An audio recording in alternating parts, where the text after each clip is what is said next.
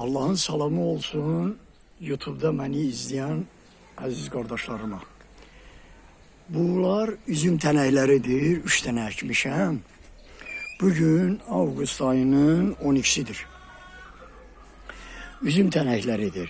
Biri Gliador sortudur. Bu sortdur.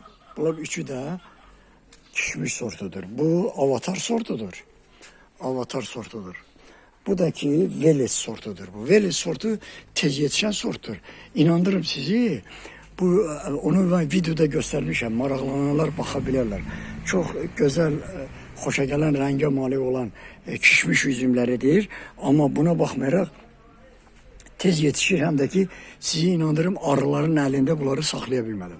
Ona göre de benim məqsədim o değil. İnşallah bu Avatar sortu ki ortada niye ekmişəm? Ekmişəm ki eğer bu iki tane sort eğer mənə gelecekte hoşum gelmese onlardan birini mesela sıradan çıkardım ve bu Avatar sortunu genişlendiririm. Bu Avatar sortuna bələdəm ama bu iki sorta bələd değildim ona göre. O mənada. İndi mənim məqsədim o değil. Deməli Avqustun 12'sidir deyən bu üzümlər saralmağa başladı. Deməli temperatur 36-40 dereceye qalxandan sonra temperatur 36-40 dereceye qalxandan sonra bu üzümlər deməli günün istisindən belə deyək bunlar saralmağa başladılar yarpaqlar. Mənə də 2 nəfər yazmıştı. Biri deməli User adında deyir, Sumqatda yaşayıram. Bəs məndə üzüm yarpaqları payızdakı kimi saralıb. Biri də ki, mənim çox hörmət elədiyim, mənim yerlim Lerikdən olan, mənim keçmişdə iş yoldaşım olan, indi hazırda da o işləyir.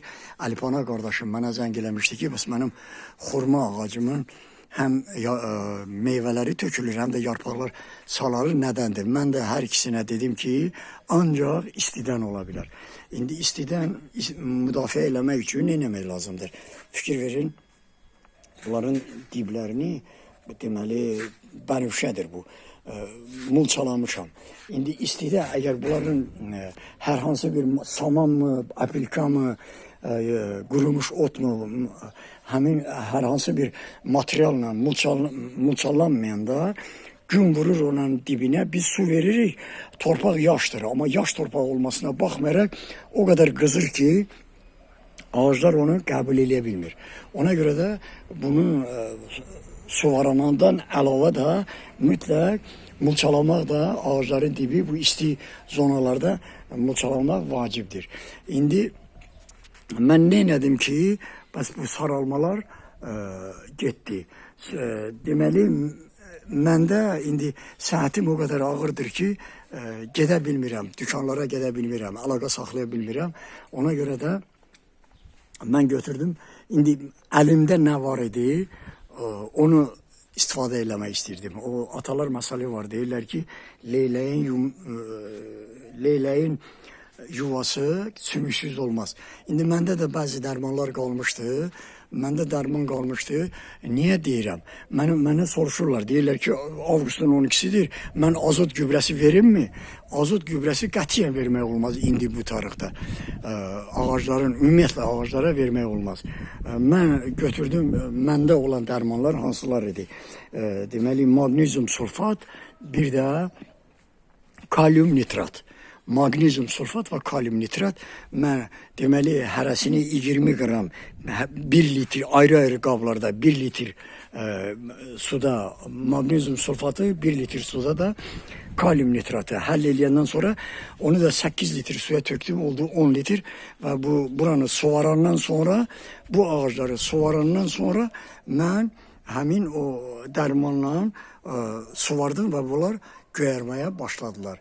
İndi mən əgər dükanlara gedə bilsəydim, mən kalium nitratı istifadə eləməzdim. Eləyərdim monofosfat kalium istifadə eləyərdim. O mənim əlimdə olmadığı üçün düzdür onu evdə də hazırlaya bilirəm. Evdə necə hazırlayıram? Adi ocaq külü götürürəm, suda həll eləyirəm bir gün qalandan sonra. Bir gün qalandan sonra ortofosfat turşusu var, bağçalı dükanlarda var. Bu maşın rənglənən yerlərdə də olur bu ortofosfat turşusu, ancaq başqa qatqılar da birdən ola bilərlər. Ona görə də məsləhət görmürəm istifadə eləməyə. Deməli, ortofosfat turşusu ilə ocaq külünü deməli həll eləyirəm, qarışdırıram. Onun müəyyən prosesləri var. İndi onları burada mən demirəm. Ondan sonra monofosfat kalium ala bilərdim. İndi məqsədim odur ki, bunlar göyəriblər. Artıq yaşıllaşıblar. İndi məndən soruşurlar ki, bəs indi azot verəkmi? Mən məsləhət görməzdim azot verməyə. Çünki iyulun 10'undan sonra ağaçlara ümumiyyətlə məsləhət deyil azot verməyə. Çünki ağac gələn ilin barı üçün tumurcuqlar deməli əmələ gətirir. Həmin o bar tumurcuqların əmələ gəlməsində azot gübrəsinin təsiri olar. Belə bir xalq masalı da var. Deyirlər ki, azot verəndə yarpaq çox, bar az.